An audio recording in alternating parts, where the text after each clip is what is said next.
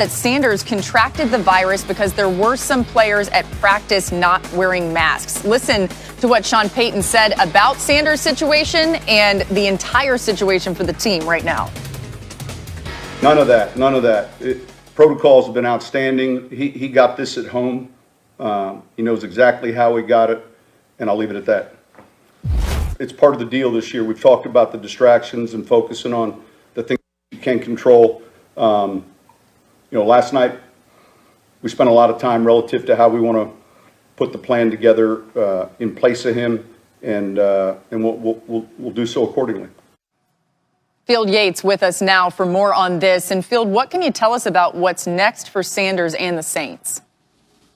Yeah, well, sort of some good news, bad news here, Laura, is the bad news, of course, that Emmanuel Sanders is placed on the reserve COVID-19 list, and he is not going to play on Sunday. No matter how he is feeling, he is out for Sunday's game against the Carolina Panthers. Now, the Saints did test 20 or so other individuals that have been in some level of contact with Emmanuel Sanders in recent days, and all of them have turned up negative. But only one of them, Ken Crawley, a cornerback, will be placed on the reserve COVID-19 list because of exposure to Emmanuel Sanders. So while this hasn't had a tremendous ripple effect on the rest of the organization, we're going to follow this one closely because, as we know, it feels like every Friday, Laura, you and I are starting the show talking about a COVID situation permeating around a team around the NFL. But no Emmanuel Sanders on Sunday for the Saints, and most likely no Michael Thomas as well. Their star wide receiver who has been out since week 1 because of an ankle injury and then, of course,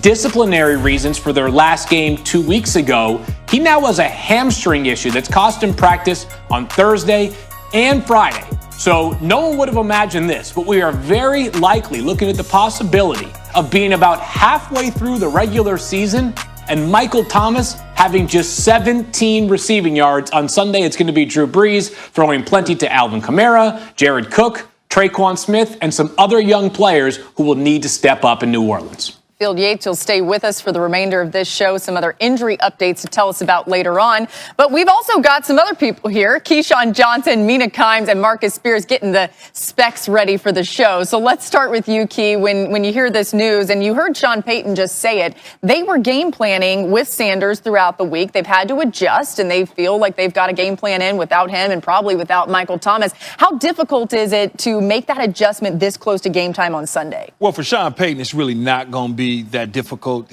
Everybody can kind of move around within the West Coast system. You can formate guys and put them in different spots.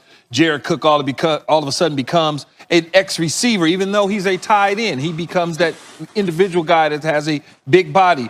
Traquan Smith can also do some things. They can do some things with Alvin Kamara. So when you start to look at what they're capable of doing, they still have a little bit of firepower, although they would like to have Sanders and Thomas back in the lineup. Now, I'm sure they game plan with Thomas not being in the lineup. I'm almost certain they game plan without Thomas being in the lineup. You might know, yeah. Mina, what do you think?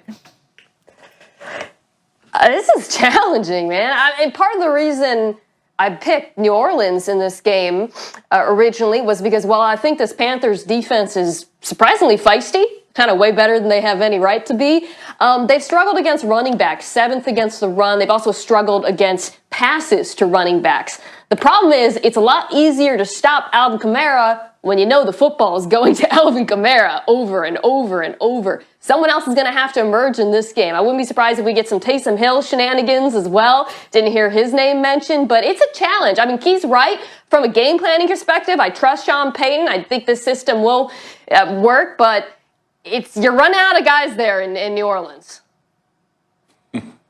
I like what Traquan has done in the absence, but the bottom line is this, and I think it's going back to the point Keyshawn made, is that with Sean Payton and Drew Brees, they'll figure out a way to game plan and get the ball in the hands of the people that they want to. And we know Alvin Kamara is going to be heavily involved because he's heavily involved in every game plan. But I expect Jared Cook to have a big day. I expect him to use this tight end in a significant role as far as catching the ball downfield. Listen, for all intents and purposes, last year, if you guys go back to when the New Orleans Saints played San Francisco, before Jared Cook got injured, he was the featured guy in that offense in that particular game plan. So I expect that to be a big part of what they do this Sunday against the Carolina Panthers and try to stretch these linebackers and safeties and make them play some one-on-one football. You know, Mina, all year long, it feels like we've been talking about Drew Brees struggling and maybe he doesn't look as good from the arm strength standpoint, whether you really buy into that or not.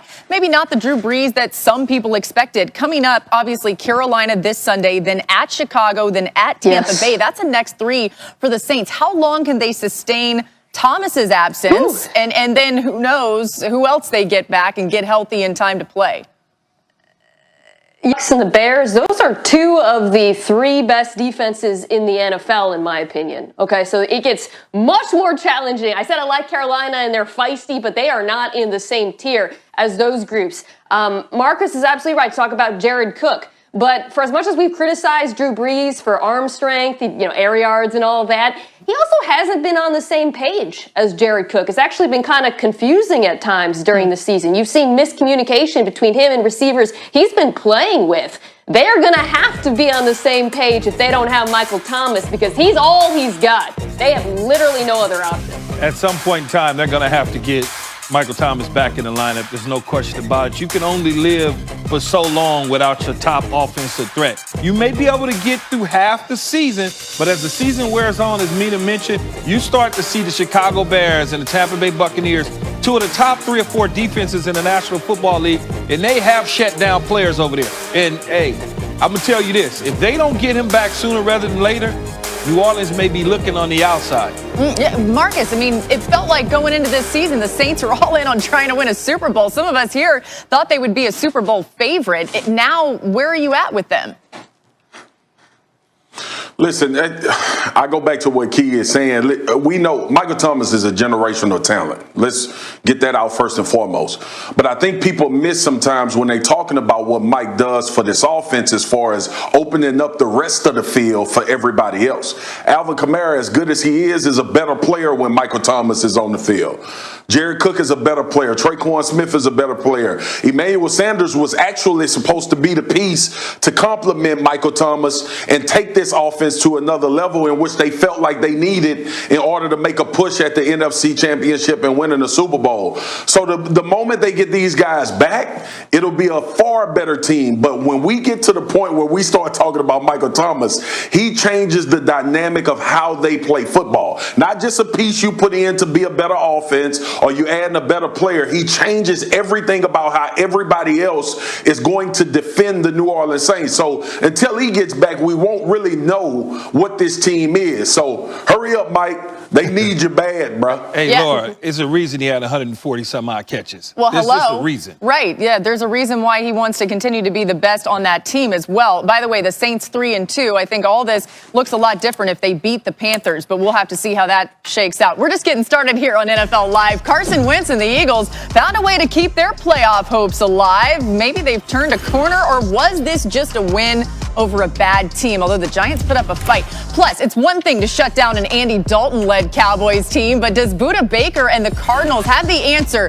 for MVP frontrunner Russell Wilson? We will discuss that and so much more coming your way on NFL Live. We'll be